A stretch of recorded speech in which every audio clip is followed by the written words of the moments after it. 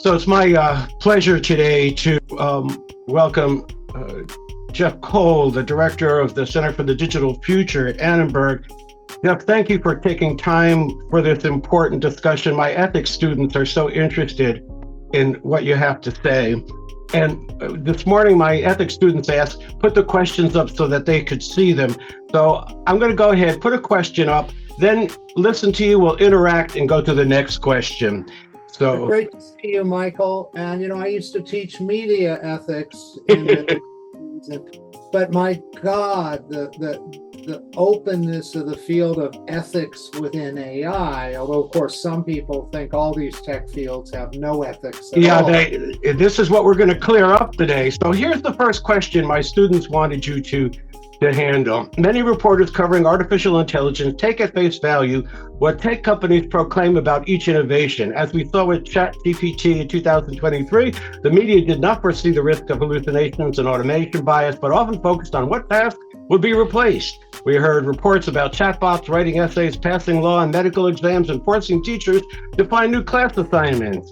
Okay, so here's the question, Jeff. How would you rate the performance of the media in the past year when AI became a major topic? What did the outlets do well and what not so much?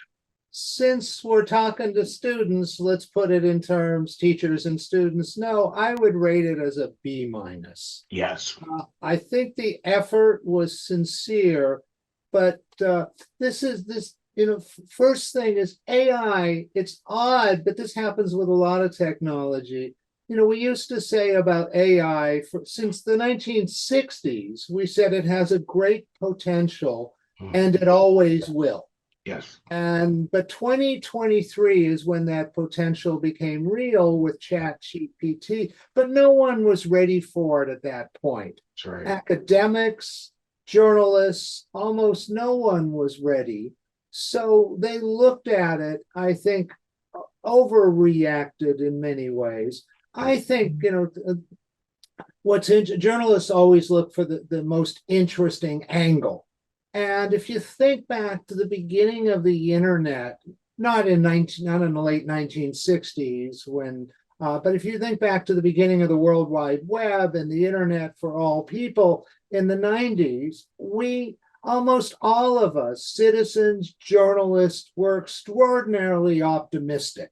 Yes. We saw the potential that it would connect people all around the world, that anybody could be a journalist. Those things sounded positive 25 years ago, that we had access to all the information in the world. And then as we began to use it, all these negative things came out: hate speech, bullying, misinformation, scams. Well, journalists, I think, having seen that, and also always looking for an angle, AI started exactly the opposite. It started with all the focus on fears and dangers. And we heard, if you talk to the average citizen today, they will tell you, I'm frightened of AI. I may lose my job. My kids may no longer have learning skills, all the way to the most extreme danger I've ever heard, other than maybe nuclear war, that it may mean the end of humankind. So in the beginning, the internet, we focused on positive. This, we're starting with the negative. And I don't think journalists themselves understand this very well. Most of us don't. We don't really know if these things are capable of being sentient. So I think journalists have been learning along with the rest of us, but have focused overwhelmingly on the negative potential. I think that's true. My main concern is that I'm not so sure that journalists even understand the terms machine learning, the various four types of AI, the algorithms that are used, the computer science of it all, I think is very important. I agree with everything that you said. My focus is on how journalists can't extrapolate risks into the future. They're just write what their fears are now. And without understanding the benefits, for instance, in healthcare, versus some of the social risks are coming up. So I think you're spot on. What I'm hoping, yes, About it. What's the public's knowledge of AI before 2023? It's HAL the computer in 2001. It's Skynet in Terminator. It's these things becoming conscious and turning against us, and which I still have a hard time seeing. yeah. But if you look at the positive potential of AI, it is extraordinary. Although I happen to think the fears about employment are real. Yeah, I do too. And my students are really eager to see what you have to say about some of the observations that we made in class. And this one here is about tech companies controlling the message. And the question is, you might recall that I began criticizing Facebook's impact on screen time and interpersonal relationships as early as 2005.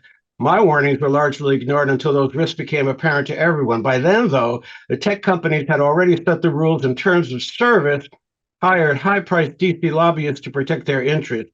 Do you see the same thing happening with AI, with the tech companies controlling the message because the reporters don't understand the message?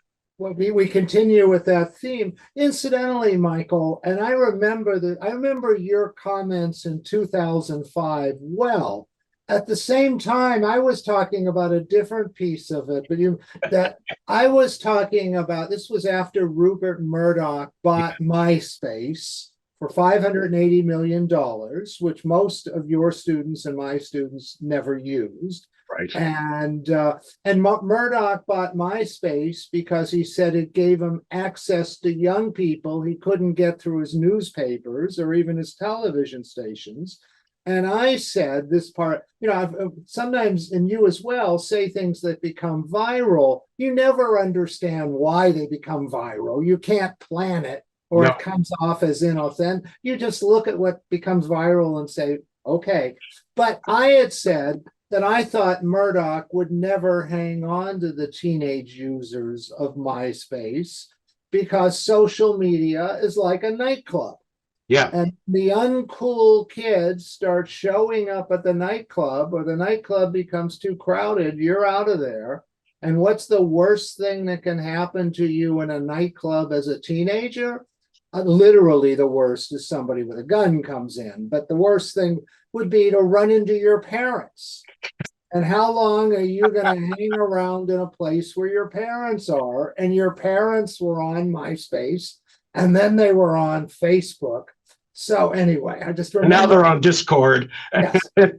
Although interestingly, I had a talk a couple of years ago with Evan Spiegel, the creator of Snapchat. And Snapchat parents said they found it very hard to use. And I asked Evan, did you make Snapchat deliberately complicated so their parents couldn't use it? And he said, you'd bet your ass I did. Anyway, your larger point, we focus on the companies. Mm-hmm. And I wrote a piece, which I'm happy to share, but I wrote a piece about 9 months ago, 2023, the age of the year of AI, on Sam Altman. The argument was Sam Altman, the CEO of ChatGPT. My argument was Sam Altman better get ready. He's about to become one of the most famous people in the world, one of the richest people in the world, and one of the most loved and hated, probably both. Mm-hmm. And I just made the point, I'll make it quickly. We didn't know in America very many CEOs till the digital era. We knew John Rockefeller, but all we knew was he was in oil, or we knew that Lee Iacocca sold Chryslers, but we didn't know. The first CEO we really got to know was Bill Gates. Yes. And mostly for being richest man in the world. And Bill Gates wasn't a very inspiring or exciting or dynamic.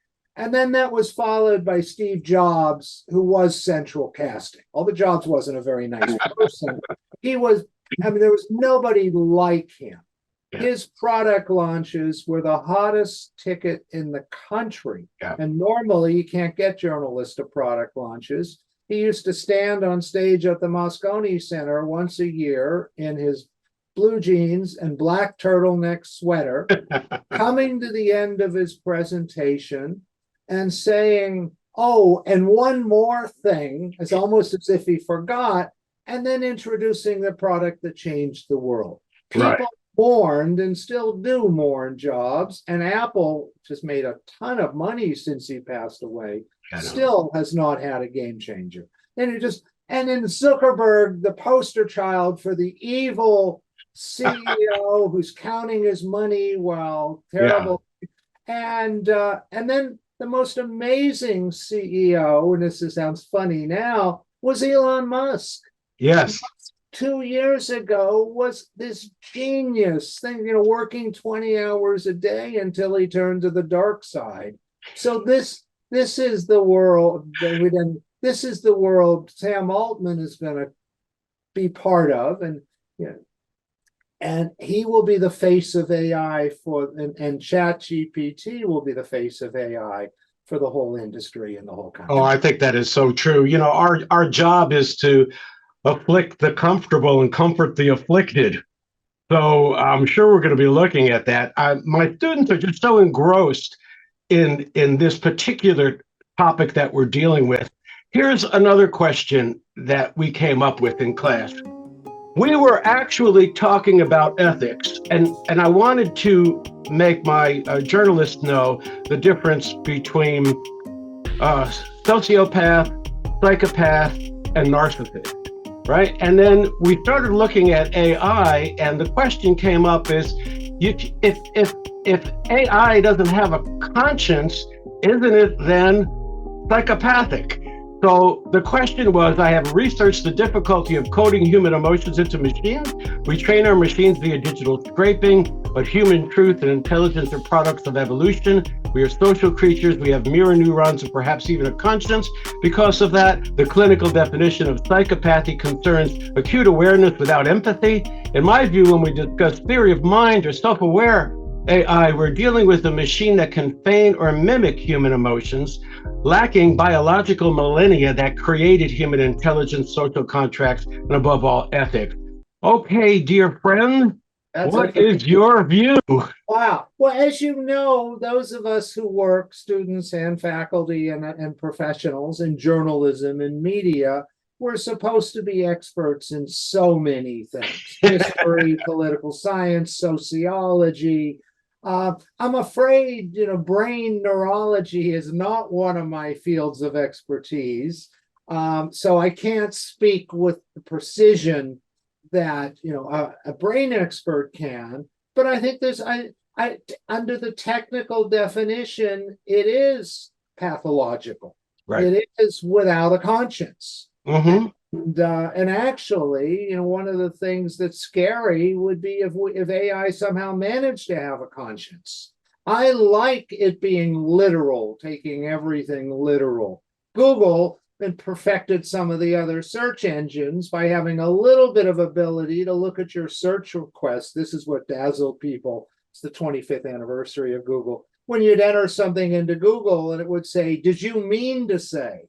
It almost knew. So I like that much of a conscience, but I don't think I want AI to have much more of a conscience than that. It doesn't mean I want it to be devoid of ethics, but I like it to stay literal and not get into deep thinking. And of course, we all don't know what to make of the New York Times reporter, early last year, who spent 2 hours with Chat, and it started asking him about his marriage and telling him that he should leave his wife.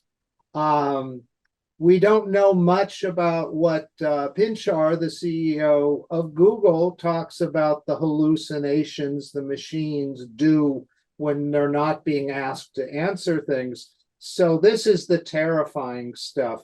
The experts, how little they know, but it is pathological, but not in a necessarily leading to pathological. So, and that leads us to our next question. My students are so interested in this because what they're saying is, how can machines develop a superior intelligence to humans when they don't have gut feelings. They don't have the second brain of the gut communicating with the amygdala and our fear center.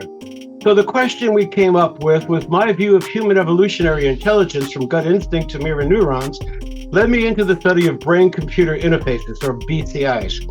Chips in the brain are AI-ingested nanobots, essentially making bionic people who can move, control, or engage in physical environments merely by using their thoughts. And now I'm seeing Meta, Facebook, and Elon Musk moving in this direction, mapping the mind, decoding our thoughts, inserting chips into people to train their machines. Are you thinking about any of this at the Center for the Digital Future?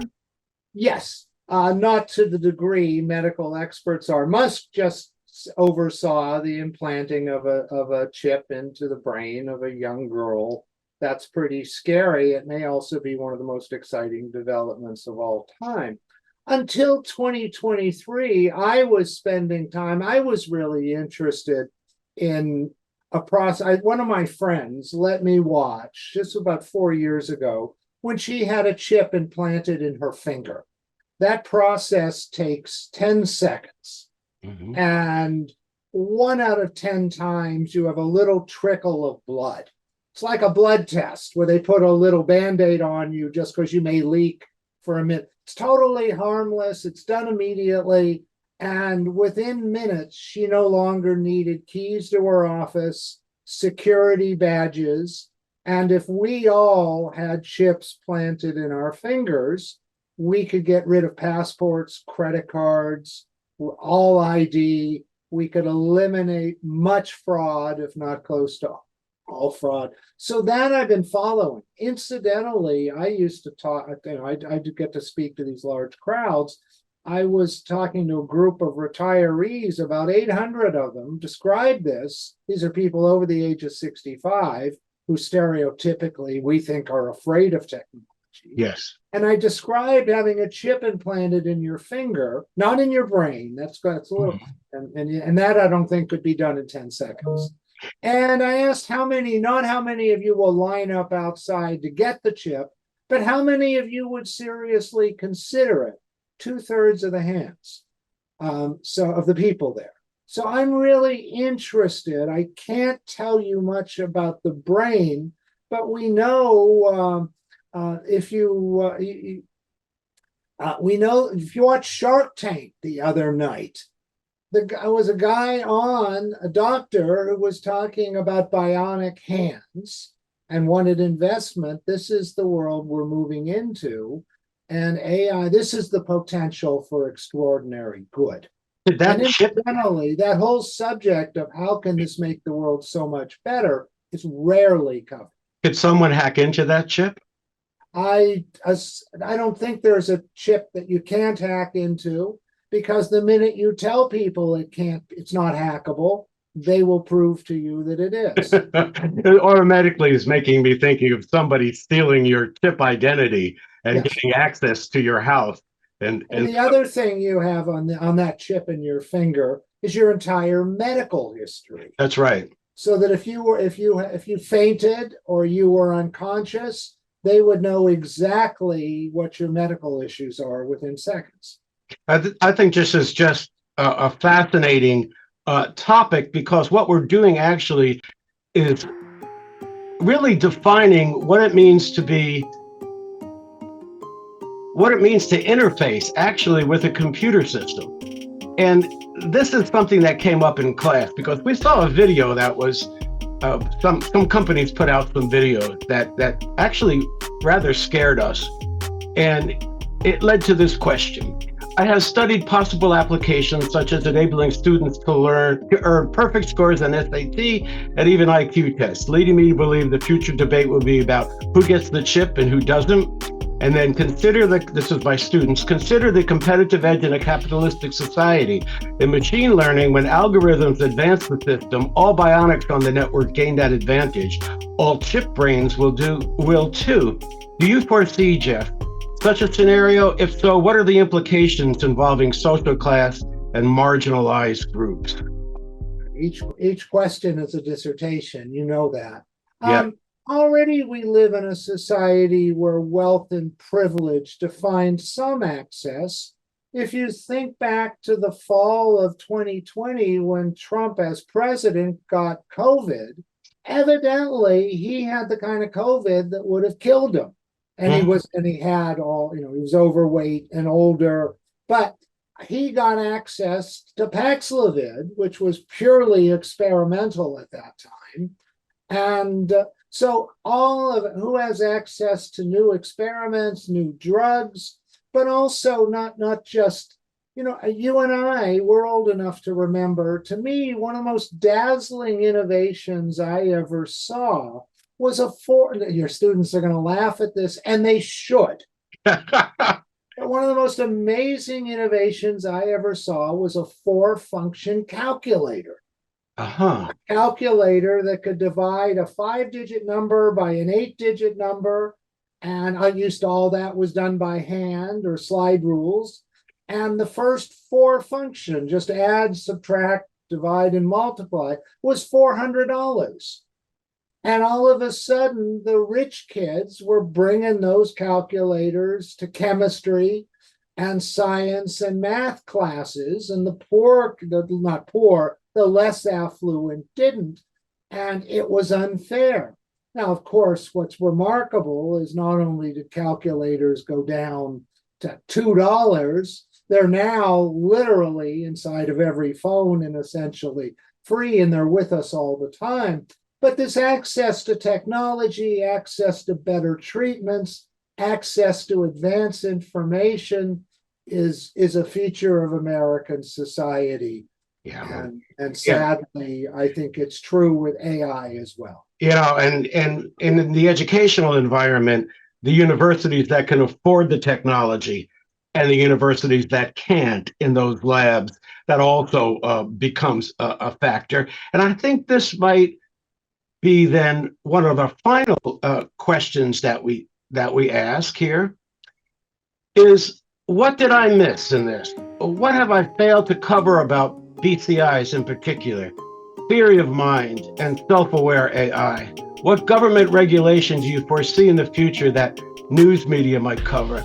How might reporters learn the AI systems now under development so that they can warn the public about risk and hold tech companies accountable for liabilities in the absence of oversight? We don't know. Of course, we really don't know what we don't know. We don't understand, and now there are people, we've seen this in other phases. When I say passing themselves off, I don't mean necessarily that they're phonies or charlatans, but now every company wants an AI expert to come in, do an assessment, tell them what the risk is. I think the most interesting moral question to ask, although it's pretty easy to answer, is just because we can do something, should we do something? That's right. We have access to this technology. The problem is, we're debating, should we regulate it? I'm doing a briefing for the White House in a couple of weeks, not on AI, although no matter where I go, and this is true of you, Michael, no matter what I'm asked to talk about, all they really want to talk about is AI. And the White House just got through some major regulatory barriers or guideposts for AI. I don't know anybody who really believes that's more than symbolic. Regulation may contain the good actors. Yeah. Who's going to contain the bad countries? And sadly, we seem to have more of them more powerful at the moment than we've had since the Second World War. So true. Who's going to contain the companies that want an advantage and don't have ethical constraints? So the question is, do we have to do this? The answer is nothing can probably stop it. There are so many things we don't know. We're traipsing through, we really are blind leading others, but it's also pretty darned exciting. Well, let me finish our session by asking an impromptu question. Is the future more like Brave New World, 1984, or Clockwork Orange? I don't know that I distinguish between Brave New World and 1984. Those are all negative views, of course, and the future is going to have elements of that. We already do with disinformation and misinformation, and clearly it's some people's agenda to throw everything into doubt so that you believe nothing. My lasting image of Clockwork Orange, and Kubrick made a brilliant film, was for the Alex being seated and his eyes being wired open so they can't close them, having to watch, trying to turn him from a violent person into a non-violent. That I don't see. So I think it's probably closer to 1984 and Brave New World. Yeah. But I'd like to throw in a couple of optimistic films as well. It may also, other ones you may have mentioned that it might have some relationship to. I'm a big fan of Her, Joaquin Phoenix, and getting addicted to his operating system, which of course isn't that hard when it has the voice of Scarlett Johansson. But I also see some really positive outcomes of this. I think there are very many positive outcomes in diagnosing illnesses before we actually get them. The pre-symptoms of illnesses that AI is going to be really good at. And for the last 5 years, machines have been able to read X-rays better than human beings, to see nuances, as you pointed out, to see diseases before they've developed.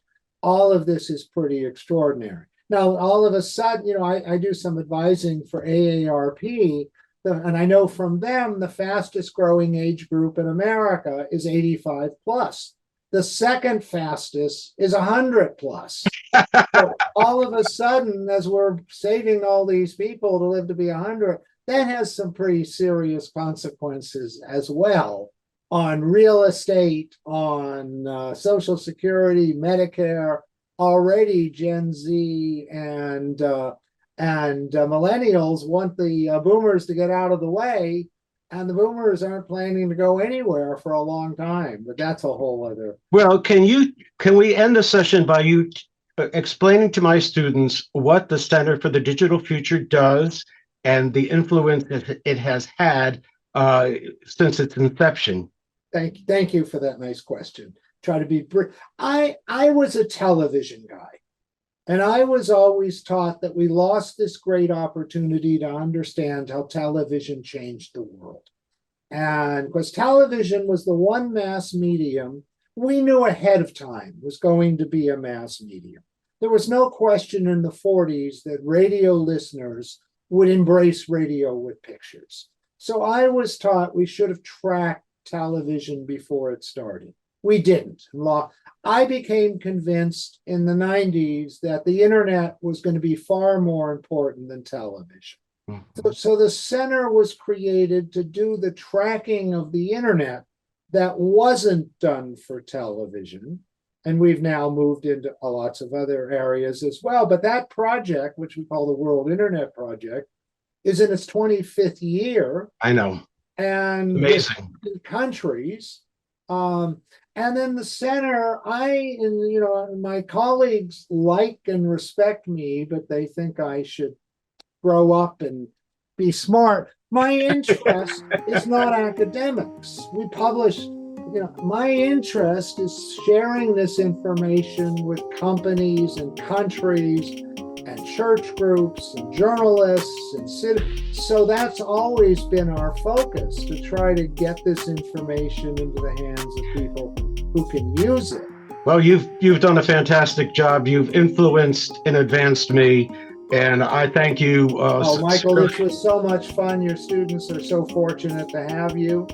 And anytime, and if any of your students want to contact, you can give them the information. I'd be happy to. I haven't been able to teach for a while because I'm traveling a lot. I miss talking to students.